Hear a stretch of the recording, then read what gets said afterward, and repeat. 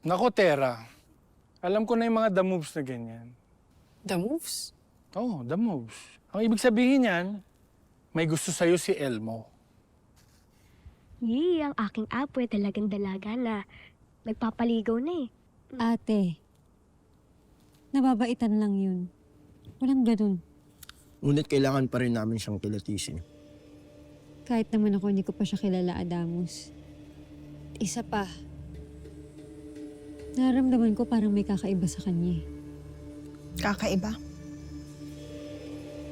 Ako nang bahala. Brilyante ng apoy. Ipamalas ang pagkatao ni Elmo.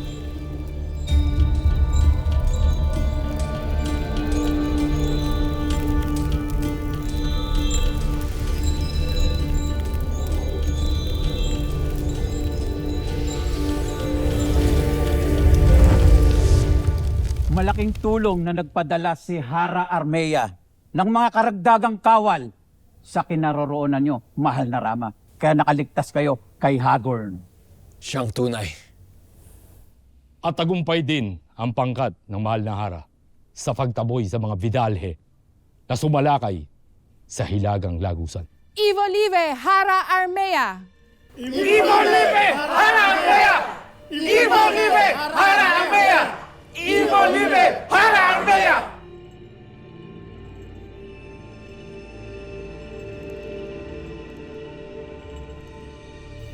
Naturingan kang aking hadiah.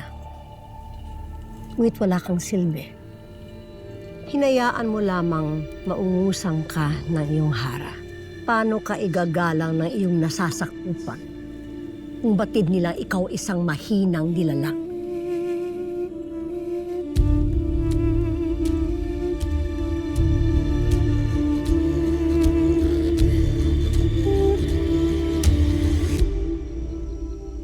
Konting panahon na lang at mahuhulog na rin si Tera sa aking bitag. How gullible that Tera is.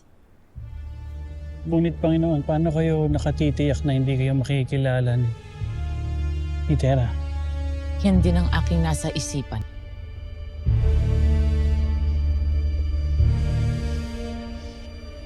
Huwag kayong mag-alala.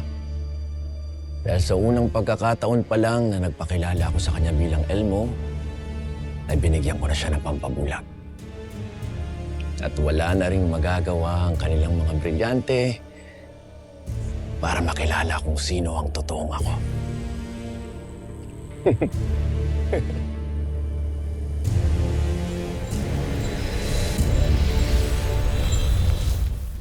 Bakit gano'n? Hindi ko makita ang kanyang pagkakakilanlan. Ang ibig sabihin ba niyan, mabait siya na tao at hindi siya kaaway? Kung ganun, Tera, bagay kayo para sa isa't isa. Hindi kaya yun ang kakaiba. Kapwa kayo may mabuting kalooban. Sana tama ang brilyante.